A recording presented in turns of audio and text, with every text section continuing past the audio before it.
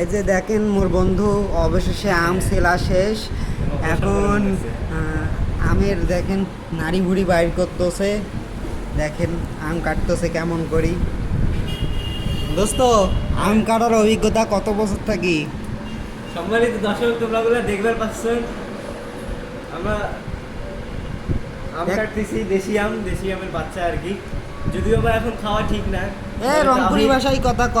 ও আচ্ছা, যদিও বা আম খাওয়ার সময় এলাও আইসে নাই, উপযুক্ত সময় এলা আম খাইলে পেট খারাপ করবে, বড়রা কয়। আমরা আজকে আসার সময় মরিচের গুঁড়া লবণ নিয়ে আসার কথা ছিল আমার, তা আমরা নিয়ে আসি নাই ভুল করিয়া। পরে পাশে এক হোটেল আঙ্কেল পরিচিত ছিল, তার কাছে গেলাম, যা বললাম যে আঙ্কেল একটু মরিচের গুঁড়া লবণ লাগবে। তা বলতেছে বাবা মরিচের গুঁড়া লবণ তোমরা কি করবেন? আমরা বললাম না আমঝালা খাবো, আমঝালা। এলা কবার লাগছে যে এখন তো এগুলো উপযুক্ত সময় হয় নাই, এখন তো আমঝালা খাওয়া যাবে না।